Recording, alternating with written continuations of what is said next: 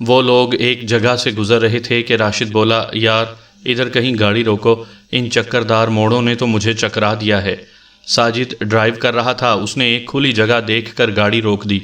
وہ چاروں گاڑی سے اتر آئے۔ گاڑی کی ہیڈ لائٹس آف ہوتے ہی مکمل تاریکی چھا گئی۔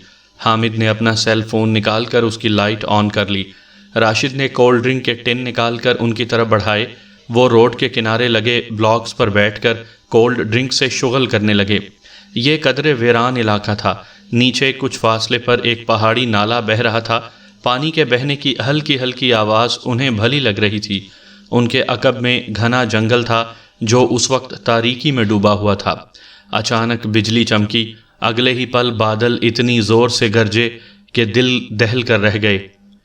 ایسا لگ رہا ہے جیسے بارش ہونے والی ہے۔ یاسر آسمان کی طرف دیکھتے ہوئے بولا۔ اسی لمحے پانی کی موٹی موٹی بوندیں گرنے لگیں۔ وہ جلدی سے گاڑی میں بیٹھ گئے۔ ساجد ہیڈ لائٹس آن کر کے گاڑی سٹارٹ کرنے ہی لگا تھا کہ سامنے ایک موڑ سے گاڑی مڑی۔ یہ گہرے رنگ کی پراڈو تھی۔ اس کی رفتار خطرناک حد تک تیز تھی۔ موڑ اندر کی طرف مزید مڑ رہا تھا، لیکن شاید ڈرائیور کو اس کا اندازہ نہیں تھا۔ اس نے اپنی طرف سے بریک لگانے کی کوشش کی، مگر بارش کی بوندیں پڑنے سے روڈ خطرناک حد تک پھسلواں ہو چکی تھی۔ ان کے سامنے ہی پراڈو روڈ کے ساتھ رکھے بھاری بھرکم بلاکس سے دھماکے سے ٹکرائی اور انہیں لیتی ہوئی نیچے کھائی کی طرف جانے لگی۔ فضا میں جھاڑیوں کے کچلے جانے سے سرسراہٹ کی آواز بلند ہوئی۔ وہ چاروں دم سادھے یہ سارا منظر دیکھ رہے تھے۔ حامد نے کہا، میرے خیال میں انہیں ہماری مدد کی ضرورت ہے۔ ساجد نے اپنی طرف سے اسے روکنے کی کوشش کی۔ چھوڑو یار، ہمیں کیا ضرورت ہے پرائے پھڈے میں ٹانگ اڑانے کی، گاڑی میں بیٹھو۔ حامد نے شیشے سے سر اندر کیا اور سرد آواز میں بولا، تم لوگ جانا چاہتے ہو تو چلے جاؤ، میں انہیں یوں بے یارو مددگار چھوڑ کر نہیں جا سکتا۔ کیا پتہ گاڑی میں خواتین اور بچے بھی ہوں، انہیں یقیناً ہماری مدد کی ضرورت ہوگی۔ ہم بھلا کیا کر سکتے ہیں؟ یاسر نے اچنبے سے سوال کیا۔ تم ریسکیو کو کال کرو۔ ریسکیو کو کال کرنے کی میں کوشش کر چکا ہوں، مگر ادھر نیٹ ورک ہی دستیاب نہیں۔ اب جو کچھ بھی کرنا ہے ہمیں ہی کرنا ہے، حامد اسپاٹ انداز میں بولا۔ ان تینوں نے اپنے موبائل چیک کیے، مگر کسی کے سیل فون پر بھی سگنلز نہیں آ رہے تھے۔ کچھ آگے جا کر سگنلز آ جائیں گے تو ہم وہاں سے کال کر لیں گے، یاسر نے کہا، لیکن حامد اس کی بات کو سنی انسنی کرتے ہوئے ڈھلوان سے نیچے اترنے لگا۔ ان تینوں نے ایک دوسرے کو بے بسی سے دیکھا اور گاڑی سے نیچے اتر آئے۔ بارش زور پکڑنے سے پہلے ہی دوبارہ رک چکی تھی، لیکن بجلی رہ رہ کر چمک رہی تھی۔ ان تینوں نے اپنے سیلز کی ٹارچ لائٹس آن کی اور حامد کے پیچھے پیچھے اترنے لگے۔ تقدیر دور کھڑی انہیں نیچے جاتے دیکھ کر مسکرا رہی تھی۔ پراڈو جس راستے سے نیچے گئی تھی وہاں جھاڑیاں ٹوٹ گئی تھیں۔ یہ ٹوٹی ہوئی جھاڑیاں نیچے جانے میں ان کی رہنمائی کر رہی تھیں۔ انہوں نے ٹارچ لائٹ لگا کر نیچے دیکھنے کی کوشش کی تھی، مگر ٹارچ لائٹ کی حد محدود تھی۔ وہ اس کی مدد سے چند فٹ سے زیادہ نیچے نہیں دیکھ سکتے تھے۔ حامد ان سے کافی آگے نکل چکا تھا۔ وہ جھاڑیاں ہٹا ہٹا کے راستہ بناتے ہوئے آہستگی سے نیچے اتر رہے تھے۔ اچانک ان کی نظر حامد پر پڑی۔ وہ ایک بریف کیس کھول رہا تھا۔ وہ تینوں اس کے پاس پہنچے تو ان کی نظر کھلے ہوئے بریف کیس پر پڑی۔ وہ 5000 کے نوٹوں سے بھرا ہوا تھا۔ حامد نے بریف کیس بند کیا اور ادھر ہی پھینک کے نیچے اترنے لگا۔ ان تینوں نے معنی خیز نظروں سے ایک دوسرے کو دیکھا۔ راشد نے بریف کیس اٹھا کے کھولا۔ سنہرے نوٹوں کی جھلک دیکھ کر اس کی آنکھوں میں ہرس کی چمک جاگ اٹھی۔ یہ کروڑوں کی رقم لگ رہی تھی۔ اس رقم کے حصول کے لیے وہ زندگی بھر خواب دیکھتا رہا تھا۔ یہ اس کی زندگی بدل سکتی تھی۔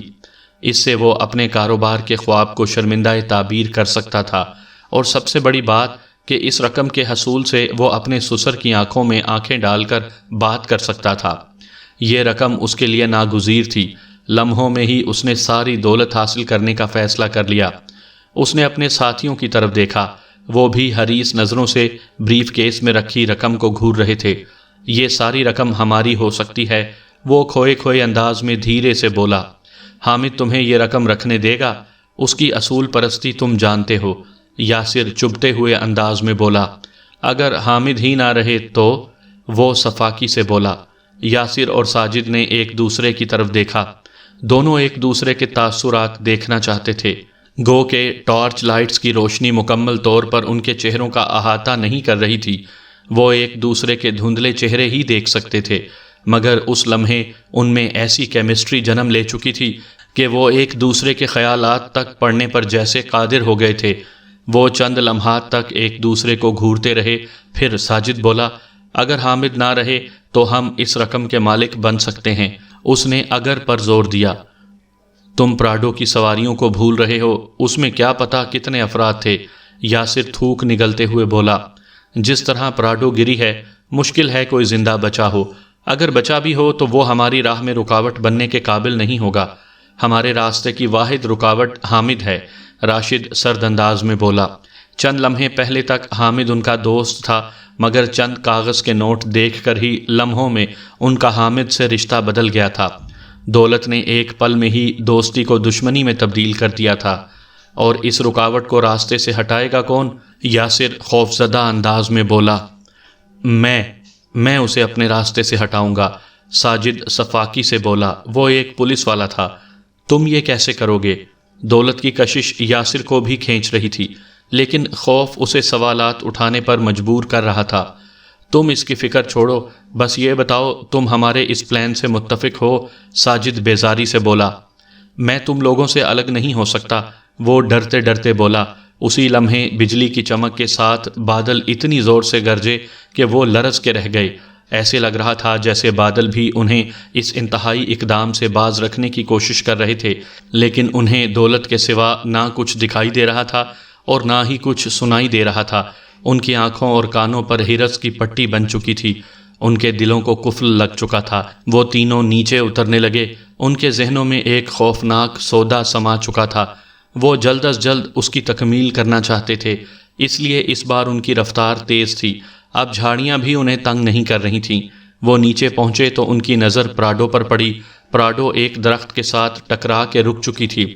اس کی حالت اتنی خراب نہیں لگ رہی تھی جتنی انہیں توقع تھی۔ اس کی اندرونی لائٹ روشن تھی۔ حامد اندر جھانک رہا تھا۔ ایک ہی بندہ تھا، وہ بھی جان سے گیا۔ حامد انہیں اپنی طرف آتے ہوئے دیکھ کر پر افسوس لہجے میں بولا۔ ساجد اس کے عقب میں پہنچا۔ حامد پیچھے مڑنے ہی لگا تھا کہ ساجد نے اس کی گردن اپنے بازوؤں کے شکنجے میں جکڑ لی۔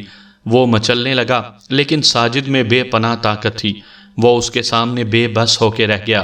ساجد نے تب تک اس کی گردن کو دبائے رکھا جب تک وہ بے دم ہو کر اس کی باہوں میں جھول نہ گیا۔ یاسر اور راشد چند قدموں کے فاصلے پر موجود یہ سارا منظر دیکھ رہے تھے۔ ساجد نے اسے چھوڑا تو وہ جھاڑیوں میں گرا۔ ساجد جھک کر اس کا معائنہ کرنے لگا۔ اس کی بے نور نظریں جیسے اس سے شکوہ کنا تھیں۔ ساجد نے اس کی نبض چیک کی تو توقع کے مطابق اس کی نبض ساکت ہو چکی تھی۔ وہ سپاٹ چہرے کے ساتھ اٹھا اور پراڈو میں جھانکا۔ اندر ایک ہی شخص موجود تھا۔ اس کے نرخرے میں ونڈ شیلڈ کا ایک بڑا ٹکڑا پھنسا ہوا تھا، جس سے بہتا ہوا خون اب جمنے لگا تھا۔ ساجد نے ہاتھ بڑھا کر اس کے ہاتھ کو چھوا۔ ہاتھ کے سرد لمس نے اسے احساس دلا دیا کہ وہ جس کی مدد کی نیت سے نیچے اترے تھے، وہ ان کی مدد کر کے خود ہر طرح کی مدد سے بے نیاز ہو چکا ہے۔ وہ پلٹا تو راشد یک ٹک کھڑا حامد کی لاش کو دیکھ رہا تھا۔ اس کا کیا کرنا ہے؟ وہ سپاٹ انداز میں بولا۔ ساجد نے ٹارچ لائٹ کا رخ نیچے موڑا۔ چند فٹ کے فاصلے پر ڈھلوان سے نیچے پرشور آواز میں پہاڑی نالا بہہ رہا تھا۔ یہاں سے نالا اپنا رخ تبدیل کر رہا تھا۔ موڑ پہ ایک گھاٹی سی وجود میں آ گئی تھی۔ ساجد کو اندازہ تھا کہ یہاں پانی کافی گہرا ہوگا۔ اس کے باوجود اس نے نیچے اتر کر دیکھا۔ اس کے ہاتھ میں ایک لمبی شاخ تھی۔ اس نے شاخ کی مدد سے پانی کی گہرائی ماپی۔ پانی اس کی توقع سے بھی زیادہ گہرا تھا۔ مٹیالے رنگ کے پانی کی وجہ سے لاش کے دکھائی دینے کا کوئی امکان نہیں تھا۔ اس نے اوپر آ کر حامد کی شرٹ اتاری اور اس کی مدد سے ایک بھاری پتھر اس کی لاش کے ساتھ باندھ دیا۔ راشد اس کی مدد کر رہا تھا، تاہم یاسر موبائل کی ٹارچ کا رخ ان کی طرف موڑے چند فٹ کے فاصلے پر کھڑا تھا۔ لاش کے ساتھ پتھر باندھ کر راشد اور ساجد نے اسے اٹھانے کی کوشش کی۔ پتھر کی وجہ سے لاش کا وزن بڑھ گیا تھا۔ ڈھلوانی راستے کی وجہ سے اتنا وزن اٹھا کر ان کے لیے چلنا دشوار تھا۔ تم ادھر کیا تماشا دیکھ رہے ہو؟ ادھر آ کے ہماری مدد کرو، ساجد درستی سے بولا تو یاسر نے ایک جھاڑی پر اپنا موبائل ٹکایا اور ان کی طرف لپکا۔ تینوں لاش کو اٹھا کے نیچے اترنے لگے۔ یاسر نے لاش کے پاؤں پکڑ رکھے تھے جبکہ راشد اور ساجد نے اسے بازوؤں سے پکڑا ہوا تھا۔ آگے انہیں دائیں طرف چل کر لاش کو گھاٹی میں پھینکنا تھا۔ اس جگہ کٹاؤ کی وجہ سے ایک 10-15 فٹ اونچی دیوار سی وجود میں آ گئی تھی۔ ان کا پاؤں ذرا سا پھسلتا تو وہ خود بھی نیچے گر سکتے تھے۔ یاسر کی ٹارچ کی لائٹ کی حد بھی ختم ہو چکی تھی۔ ساجد نے اپنا موبائل نکال کر اس کی لائٹ آن کی اور اسے جھاڑی پر اٹکا دیا۔ بادلوں کی گرج چمک اچانک بڑھ گئی تھی۔ ایسے لگ رہا تھا کہ موسلا دھار بارش اب شروع ہونے ہی والی ہے۔ انہوں نے چند فٹ کا فاصلہ تیزی سے طے کیا اور جہاں سے پہاڑی نالا موڑ کاٹ رہا تھا وہاں سے حامد کی لاش نیچے پھینک دی۔ لاش چپاک کی آواز کے ساتھ پانی میں گری، پانی کے چھینٹے اڑے۔ اسی لمحے بارش برسنا شروع ہو گئی۔ ساجد نے تیزی سے آگے بڑھ کر اپنا موبائل اٹھایا اور بھاگا۔ بریف کیس انہوں نے پراڈو کے قریب رکھا تھا۔ ساجد نے بریف کیس اٹھایا اور یاسر نے اپنا موبائل۔ اب وہ تیزی سے اوپر کی طرف بھاگ رہے تھے۔ جھاڑیوں سے ان کے بازو چھل رہے تھے لیکن جیسے انہیں کسی چیز کی پرواہ ہی نہیں تھی۔ وہ تینوں کچھ ہی دیر میں اوپر موجود اپنی گاڑی تک پہنچ چکے تھے۔ کچھ دیر تک تینوں نے اپنی سانسیں ہموار کیں۔ پھر سب سے پہلے یاسر کو اپنے موبائل کا خیال آیا۔ اس نے ایک کپڑا ڈیش بورڈ سے نکالا اور موبائل خشک کرنے لگا۔ اسے دیکھ کر باقی دونوں نے بھی اپنے موبائل کپڑے سے خشک کیے۔ خوش قسمتی سے تینوں کے موبائل بھیگنے کے باوجود خراب ہونے سے محفوظ رہے تھے۔ اس عمل سے فارغ ہو کر ساجد نے بریف کیس کھولا۔ سنہرے نوٹ دیکھ کر اس کی آنکھوں میں چمک نمودار ہو گئی۔ پلیز ابھی تو یہاں سے نکلو، بعد میں دیکھ لیں گے، یاسر مضطربانہ انداز میں عقبی نشست سے بولا۔ پچھلی نشست کے عقب میں ایک خلا تھا۔ ساجد نے بریف کیس یاسر کی طرف بڑھایا اور بولا، اسے سیٹ کے عقب میں رکھ دو۔ یاسر نے بریف کیس خلا میں ڈالا۔ ساجد نے گاڑی آگے بڑھا دی۔ رات کے 2:30 بج چکے تھے۔ روڈ بالکل ہی ویران تھی۔ وہ 22 میل سے گزر رہے تھے کہ ایک سیاہ رنگ کی بالکل ویسی ہی پراڈو انتہائی تیز رفتاری سے ان کے قریب سے گزری۔ اتنی تیز بارش میں اس کی رفتار حیران کن تھی۔ یہ واحد گاڑی تھی جو سالگرہ سے نکلنے کے بعد ابھی تک انہیں نظر آئی تھی۔ راشد نے سوالیہ نظروں سے ساجد کی طرف دیکھا، تاہم اس کی ساری توجہ ڈرائیونگ پر مرکوز تھی۔ بارش پوری رفتار سے جاری تھی۔ ونڈ شیلڈ پر جیسے پانی کی چادر سی تن گئی تھی۔ وائپر تیزی سے چل رہے تھے مگر اتنی تیز بارش کے سامنے جیسے وہ بھی بے بس تھے۔ انہیں گھر پہنچتے پہنچتے 1 گھنٹہ لگ گیا۔ سب سے پہلے یاسر کا گھر آتا تھا۔ وہ اپنی بیوی اور 3 بچوں کے ساتھ ادھر مقیم تھا۔ اس کی بیوی بچوں کے ساتھ میکے گئی ہوئی تھی۔ وہ بریف کیس نکال کر ان دونوں کو بھی اندر لے آیا۔ راستے میں انہوں نے فیصلہ کر لیا تھا کہ گھر پہنچتے ہی وہ تینوں کل رقم سے اپنا اپنا حصہ الگ کر لیں گے۔ یاسر کے گھر پہنچ کر انہوں نے رقم گنی۔ یہ 5 کروڑ تھے۔ ان کی خوشی کا کوئی ٹھکانہ نہ رہا۔ ان تینوں نے اپنا اپنا حصہ الگ کیا۔ یاسر نے انہیں 2 تھیلے پکڑائے۔ انہوں نے اپنی رقم تھیلوں میں ڈالی اور روانہ ہو گئے۔ ساجد راشد کو اس کے گھر ڈراپ کر کے اپنے گھر آ گیا۔ اس نے 2 سال پہلے ہی شادی کی تھی لیکن ہنوز وہ اولاد کی نعمت سے محروم تھا۔ وہ جب بھی کہیں گھومنے جاتا تھا رمیسا کو میکے چھوڑ جاتا تھا۔ اس وقت بھی وہ میکے گئی ہوئی تھی۔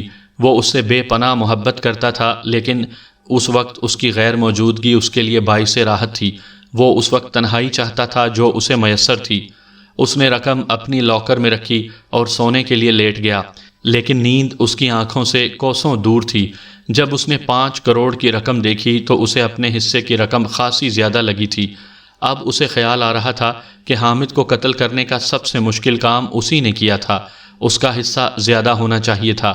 یہ دولت کی ہوس ہی تھی جس نے اسے اپنے دوست کی جان لینے پر مجبور کیا تھا۔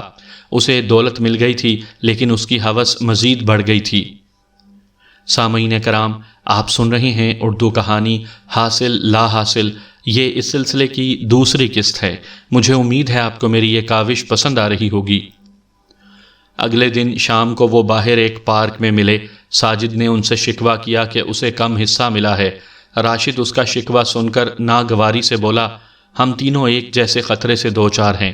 اگر خدا نخواستہ ہم پکڑے گئے تو تینوں ایک ساتھ پکڑے جائیں گے، اس لیے میرے خیال میں تینوں کا حصہ برابر بنتا ہے۔ کچھ دیر تک وہ تینوں اس پر بحث کرتے رہے۔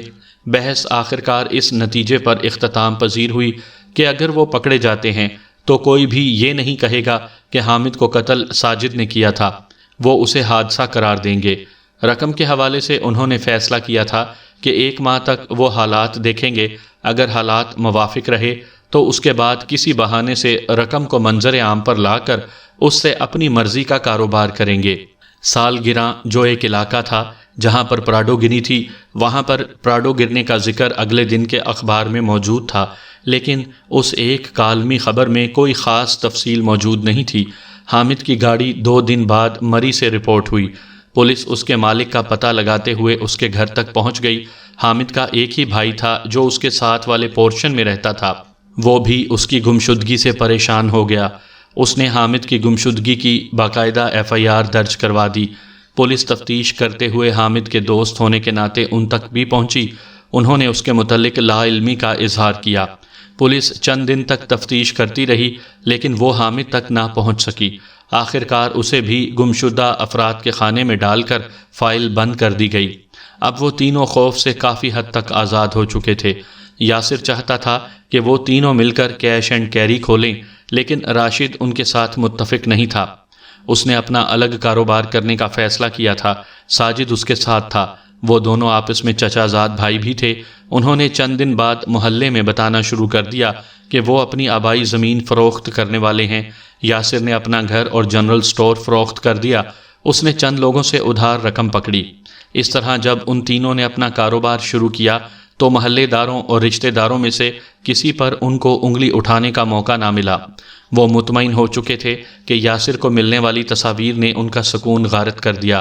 ان تصاویر میں وہ حامد کی لاش اٹھا کر نالے میں پھینکتے دکھائی دے رہے تھے۔ ایک تصویر میں پس منظر میں ٹوٹی پھوٹی پراڈو بھی دکھائی دے رہی تھی۔ تصاویر میں گو کہ راشد کا چہرہ ہی زیادہ واضح نظر آ رہا تھا، لیکن وہ تینوں یہ جانتے تھے کہ اگر حامد کی گمشدگی کی فائل دوبارہ کھلی تو ان تینوں کے پکڑے جانے کے زیادہ امکانات تھے۔ ان کا خیال تھا کہ دولت ملنے کے بعد ان کے مسائل حل ہوتے چلے جائیں گے، لیکن یہ ان کی خام خیالی تھی۔ دولت اپنے ساتھ پریشانیاں لے آئی تھی۔ راشد نے کال کاٹی تو ساجد کو اپنی طرف چیلنج بھری نظروں سے دیکھتے ہوئے پایا۔ کیا ہوا؟ اس نے نمبر کے حوالے سے تمہیں ٹال دیا نا؟ اس کا انداز طنزیہ تھا۔ راشد بولا، نہیں، وہ نمبر بھیج رہا ہے لیکن وہ جلد از جلد ہم سے ملنا چاہتا ہے۔ ساجد جواب میں کچھ کہنے ہی لگا تھا کہ راشد کے سیل فون کی بیپ بجی۔ وہ سیل پر میسج کھول کے بولا، یاسر نے نمبر بھیجا ہے۔ ساجد نے کندھے اچکائے۔ اس کی تھیوری غلط ہو گئی تھی، اس لیے اس کے چہرے پر ہلکی سی حیرت نمودار ہوئی۔ نمبر نوٹ کرو۔ راشد کے کہتے ہی ساجد نے اپنا سیل فون نکال لیا۔ اس نے ڈائلڈ نمبر میں نمبر لکھ کر کال کا بٹن پریس کر کے کال کاٹ دی۔ اس طرح نمبر ڈائلڈ لسٹ میں محفوظ ہو جاتا۔ اس نے کال کاٹی ہی تھی کہ اس کے چہرے پر زلزلے کے تاثرات نمودار ہوئے۔ یہ تو حامد کا نمبر ہے، وہ لرزاں آواز میں بولا۔ کیا؟ راشد پھٹی پھٹی نگاہوں کے ساتھ بولا۔ اس نے اپنے پاس نمبر چیک کیا۔ اس کے پاس بھی یہ نمبر حامد کے نام سے محفوظ تھا۔ وہ ہکا بکا اپنے سیل کی سکرین کو دیکھنے لگا۔ اس کی گردن سے پسینے کا ایک قطرہ پھوٹا اور اس کی ریڑھ کی ہڈی پر بہنے لگا۔ وہ دونوں ساجد کے گھر پر بیٹھے تھے۔ رمیسا اپنے میکے گئی ہوئی تھی، اس لیے ساجد نے یاسر کو بھی یہیں بلا لیا تھا۔ وہ ابھی نہیں پہنچا تھا۔ وہ دونوں اسی عجیب و غریب قصے کے بارے میں گفتگو کر رہے تھے۔ یاسر پر شک کرنا چھوڑ دو۔ تمہارا کہنا ہے کہ اس نے حامد کی جیب سے سیل نکال لیا ہوگا اور اب اتنے ماہ بعد اس کے نمبر سے اپنے نمبر پر وہ تصاویر واٹس ایپ کر کے ہمیں دکھانا چاہتا ہے۔ لیکن ایسا ہوتا تو وہ اس کے نمبر سے ہمیں بھی تصاویر بھیج دیتا۔ راشد قدرے تیش سے بولا۔ اس کے پاس بھی حامد کا نمبر محفوظ تھا۔ اس نے پہلے کیوں نہیں بتایا کہ یہ تصاویر اسے حامد کے نمبر سے ملی ہیں؟ ساجد کا انداز جراح کرنے والا تھا۔ راشد چڑ گیا۔ میں تمہیں بتا تو چکا ہوں کہ اس کا سیل گم گیا تھا، اس کے پاس حامد کا نمبر محفوظ نہیں تھا۔ تو پھر تم بتاؤ، ہمارے علاوہ ادھر کوئی اور موجود نہیں تھا؟ نہ اس جنگل میں رات کو اس پہر ادھر کسی کی موجودگی ممکن تھی، تو وہ تصاویر کس نے بنائیں؟ حامد کا موبائل اس تک کیسے پہنچا؟ ساجد کا لہجہ بھی تیز ہو گیا۔ مجھے لگتا ہے ادھر کوئی اور شخص موجود تھا، ورنہ یہ ممکن نہیں کہ ہم میں سے کوئی ایسا کرے، وہ پرسوچ انداز میں بولا۔ ساجد جواب میں کچھ کہنے ہی لگا تھا کہ گیٹ پر گاڑی کا ہارن بجا۔ ساجد باہر نکل گیا۔ چند لمحوں بعد اس کی واپسی ہوئی تو یاسر اس کے ساتھ تھا۔ اس کا چہرہ بالکل زرد نظر آ رہا تھا، ایسے لگ رہا تھا جیسے اس کے چہرے سے سارا خون کسی نے نچوڑ لیا ہو۔ وہ بار بار تھوک نگل رہا تھا۔ اسے اس درجہ پریشان دیکھ کر راشد کو ساجد کی تھیوری کے غلط ہونے کا 100% یقین ہو گیا۔ یاسر اندر آتے ہی ایک صوفے پر گرنے والے انداز میں بیٹھ گیا۔ اپنا موبائل دکھاؤ۔ ساجد کے کہنے پر اس نے اپنا موبائل اس کی طرف بڑھا دیا۔ اس نے واٹس ایپ کھول کر اس کے موبائل پر وہ تصاویر دیکھیں۔ اسے واقعی حامد کے نمبر سے ہی وہ تصاویر موصول ہوئی تھیں۔ ساجد موبائل دوبارہ اس کی طرف بڑھاتے ہوئے سرد آواز میں بولا، دیکھو یاسر، ہم تمہیں اپنا دوست سمجھتے ہیں، ہم تینوں ایک ہی کشتی کے سوار ہیں، اس لیے بہتر ہوگا کہ تم ہمیں چکر دینا چھوڑ دو۔ یاسر کا چہرہ حیرت کی آماجگاہ بن گیا۔ یہ تم کیا کہہ رہے ہو؟ ہوش میں ہو تم؟ وہ دکھ آمیز غصے کی کیفیت میں بولا، ہوش ہی میں تو ہوں۔ تمہارا کیا خیال ہے تمہاری اس حرکت سے میں اپنے ہوش کھو بیٹھوں گا؟ اس کے لہجے میں چبھن تھی۔ مجھ پر شک کی وجہ جان سکتا ہوں میں؟ وہ اسے عجیب سے انداز میں دیکھتے ہوئے بولا، تم پر شک کی بہت سی وجوہات ہیں۔ ایک تو تم نے اپنا سیل ہمیں لائٹ دکھانے کے لیے جھاڑی پر رکھ دیا تھا، عین ممکن ہے کہ تم نے ٹارچ لائٹ آن کرنے کے بجائے ویڈیو کیمرہ آن کر کے سیل رکھا ہو۔ دوسرا، تصاویر میں ہم دونوں کا چہرہ نظر آ رہا ہے، تمہارا نہیں۔ تیسرا، تمہارے پاس پورا موقع تھا کہ اس وقت تم حامد کا سیل اپنے قبضے میں لے سکو۔ لیکن میں ایسا کیوں کروں گا؟ یاسر نے طنزیہ انداز میں پوچھا۔ کیونکہ تم ٹھیک ٹھاک قرض پکڑ چکے ہو، اور دوسری طرف تم جانتے ہو کہ ہمارے پاس کچھ رقم محفوظ ہے۔ تم وہ ہم سے اینٹھنے کے لیے ہمیں بلیک میل کرنا چاہتے ہو۔ ساجد نے اطمینان سے جواب دیا، بقول تمہارے میں تمہیں بلیک میل کرنے کے لیے یہ سارا چکر چلا رہا ہوں تو میں تصاویر تمہیں کیوں نہ بھیجتا؟ صرف اپنے نمبر پر کیوں بھیجتا؟ وہ استہزائیہ انداز میں بولا، تاکہ ہم تم پر شک نہ کر سکیں۔ ساجد کے پاس تو ہر سوال کا جواب محفوظ تھا۔ میرے خیال میں تم اس سب میں ملوث ہو اور خود سے شک موڑنے کے لیے مجھے مورود الزام ٹھہرا رہے ہو۔ یاسر سرخ پڑتی رنگت کے ساتھ بولا، ایسے لگ رہا تھا وہ اپنا غصہ کنٹرول کرنے کی کوشش کر رہا ہو۔ راشد نے ہاتھ اٹھایا اور بولا، پلیز آپس میں لڑنے کی ضرورت نہیں، ہم سب ایک ہی کشتی کے سوار ہیں۔ اگر ہم آپس میں لڑ پڑے تو ہماری تباہی یقینی ہے۔ میرے خیال میں ادھر کوئی اور شخص موجود تھا اور اس نے ہماری تصاویر بنائیں۔ اب اس نے اتنے عرصے بعد ہم سے رابطہ کیوں کیا؟ اس کا جواب بھی جلد مل جائے گا۔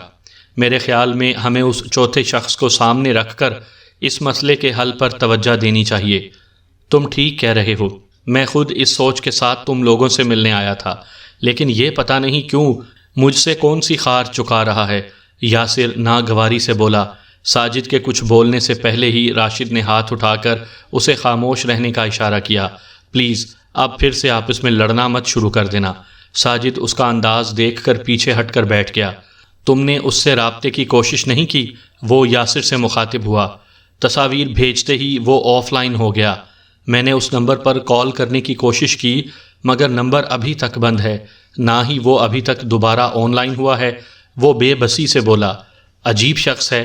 میرے خیال میں وہ ہمیں فی الحال زیادہ سے زیادہ پریشان کرنا چاہتا ہے تاکہ جب وہ ہم سے رقم کا مطالبہ کرے تو ہم اس حد تک اعصاب زدہ ہو چکے ہوں کہ اس کا مطالبہ ماننے میں مزید دیر نہ کریں۔ راشد پرسوچ انداز میں بولا، تمہارا خیال درست لگتا ہے۔ میرے خیال میں وہ کل ہم سے رقم کا مطالبہ کرے گا، اب بس دیکھنا یہ ہے کہ وہ ہم سے کتنی رقم کا مطالبہ کرتا ہے۔ یاسر نے کہا، مسئلہ یہ ہے کہ وہ ہم سے پیسے لے کر بھی تصاویر پولیس تک پہنچا دے تو ہم کیا کر سکیں گے؟ راشد مستربانہ انداز میں ہاتھ ملتے ہوئے بولا، اس کی تم فکر مت کرو، اس کا بندوبست میں کر لوں گا۔ فی الحال یہ بات ذہن میں بٹھا لو کہ اس نے جو بھی مطالبہ کیا ہم وہ ماننے کے پابند ہوں گے، ورنہ ہم تینوں کی تباہی یقینی ہے۔ ساجد دو ٹوک انداز میں بولا۔ راشد اور یاسر اسے عجیب سے انداز میں دیکھتے رہ گئے۔ یاسر کی یہ رات انتہائی پریشانی کے عالم میں گزری تھی۔ ساجد کے رویے نے اس کی پریشانی دگنی کر دی تھی۔ جب سے ساجد نے حامد کو قتل کیا تھا اسے اس سے خوف محسوس ہونے لگا تھا۔ اسے اب لگتا تھا کہ اس سب کے پیچھے ساجد کا ہی ہاتھ ہے۔ اس نے واپسی پر راشد سے بھی یہ بات کی تھی، لیکن راشد نے اس کے شک کو بے جا قرار دیا۔ اب وہ یہ سوچنے پر مجبور تھا کہ وہ دونوں مل کر اسے بلیک میل تو نہیں کرنا چاہتے؟ وہ جوں جوں ان کے بارے میں سوچتا مزید الجھتا چلا جاتا۔ اسی مسئلے پر الجھتے ساری رات بیت گئی۔ فجر کے وقت جا کر اس کی کہیں آنکھ لگی۔ صبح 11 بجے الارم کی آواز کے ساتھ اس کی آنکھ کھلی۔ اس کا سر شدید درد کر رہا تھا۔ اس نے سب سے پہلے موبائل ڈیٹا آن کر کے واٹس ایپ چیک کیا۔ بلیک میلر کی طرف سے ایک میسج آیا ہوا تھا۔ اس نے لرزتے ہاتھوں کے ساتھ میسج کھولا۔ لکھا تھا، تم تینوں کیا سمجھتے تھے کہ مجھے مار کر بچ جاؤ گے؟ تم شاید یہ بھول گئے تھے کہ جسے اللہ رکھے اسے کون چکھے۔ میرا دل تو چاہتا ہے کہ تم لوگوں کو اسی طرح زندہ درگور کر دوں جس طرح تم لوگوں نے مجھے زندہ درگور کرنے کی کوشش کی تھی، لیکن نہیں، میرے دل میں خدا کا خوف باقی ہے۔ میں تم لوگوں کو بس تھوڑی سی سزا دینا چاہتا ہوں۔ میں تم تینوں کو کل 3 بجے تک کی مہلت دیتا ہوں۔ تم لوگ 60 لاکھ روپیہ یعنی فی کس صرف 20 لاکھ روپیہ تیار رکھو۔ میں کل 3 بجے تم سے رابطہ کروں گا۔ میں جانتا ہوں تم لوگوں نے حال ہی میں کاروبار میں ایک بڑی رقم انویسٹ کی ہے، اس وجہ سے میں تم لوگوں سے بس اس رقم کی زکوٰۃ مانگ رہا ہوں۔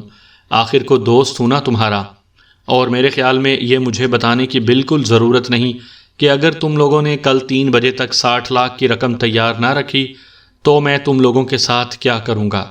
تم لوگ سمجھدار ہو، یہ جانتے ہوگے کہ اس صورت میں کیا کر سکتا ہوں۔ فقط تم لوگوں کا مردہ دوست حامد۔ میسج پڑھ کر اس کا رنگ لٹھے کی طرح سفید پڑ گیا۔ اس کے دل کی دھڑکن اس کی پسلیوں پر ٹھوکریں مارنے لگیں۔ اس کا چہرہ خوف و دہشت کا استعارہ نظر آنے لگا۔ تو کیا حامد زندہ ہے؟ یہ خیال ہی اس کے رونگٹے کھڑے کر دینے کے لیے کافی تھا۔ نہیں نہیں، یہ ممکن نہیں، یہ محض کوئی مجھے پریشان کر رہا ہے۔ وہ اگر زندہ ہوتا تو بھی اس کے پاس ان تصاویر کا ہونا ممکن نہیں تھا۔ اس کے سر کا درد بڑھتا جا رہا تھا۔ اس نے دونوں ہاتھ اٹھائے اور اپنے سر کو ہاتھوں کے شکنجے میں جکڑ لیا۔ اس کی بیوی نازیہ کمرے میں داخل ہوئی تو اپنے شوہر کو اس کیفیت میں دیکھ کر حیران رہ گئی۔ وہ دونوں ہاتھوں سے اپنے سر کو دبائے خالی خالی نظروں سے چھت کی طرف دیکھ رہا تھا۔ وہ تینوں ایک بار پھر ساجد کے گھر جمع تھے۔ یاسر ایک ہی رات میں اپنی عمر سے 10 سال بڑا لگنے لگا تھا۔ صبح نازیہ نے اسے پکارا تو یکدم جیسے وہ ہوش میں آ گیا تھا۔ کیا ہوا؟ خیریت تو ہے؟ وہ اسے دیکھ کر تشویش سے بولی تھی۔ ہاں، بس سر میں شدید درد ہو رہا ہے۔ وہ نیم دلی سے کہتا ہوا واش روم میں گھس گیا۔ غسل سے کسی حد تک اس کی حالت سنبھل گئی تھی۔ اس نے ناشتے کے بعد 2 پین کلرز پانی کے ساتھ نگلیں اور باہر نکل آیا۔ نازیہ کو اس نے یہی بتایا تھا کہ وہ ڈاکٹر کے پاس جا رہا ہے۔ باہر نکل کر اس نے ساجد اور راشد کو کال کی۔ ساجد نے اسے اپنے گھر بلا لیا۔ اس نے اپنا سیل فون ان کی طرف بڑھایا۔ وہ دونوں میسج پڑھنے لگے۔ میسج پڑھ کے راشد کی آنکھیں تو حیرانی سے پھٹنے کے قریب ہو گئیں، تاہم ساجد نے خود پر قابو رکھا تھا۔ وہ پرسوچ انداز میں بولا، تو حامد زندہ ہے۔ اس کے چہرے پر تفکر کی لکیر چھائی ہوئی تھی۔ اگر وہ زندہ بھی ہے تو اس کے پاس وہ تصاویر کیسے پہنچی؟ راشد الجھن زدہ انداز میں بولا، میرے خیال میں وہاں واقعی کوئی اور شخص موجود تھا۔ اس نے ہماری تصاویر بھی بنائی اور حامد کی جان بھی بچائی۔ وہ سوچتی ہوئی نگاہوں سے ان کی طرف دیکھتے ہوئے بولا، جو بھی ہے ہم تو بری طرح پھنس گئے نا۔ راشد نے ہاتھ ملے، میرے خیال میں ہماری جان سستے میں چھوٹ رہی ہے۔ 5 کروڑ کے مقابلے میں 60 لاکھ کی رقم کچھ نہیں۔ اگر اس کی ادائیگی سے ہمارے سر پر لٹکی خطرے کی تلوار ہٹ جاتی ہے تو یہ سودا برا نہیں۔ مسئلہ ہی تو یہی ہے، اگر یہ رقم وصول کرنے کے بعد اس نے مزید رقم کا مطالبہ کر دیا تو؟ یاسر بیٹھی ہوئی آواز میں بولا، تم اس کی فکر مت کرو، اس کا بندوبست میں کر لوں گا۔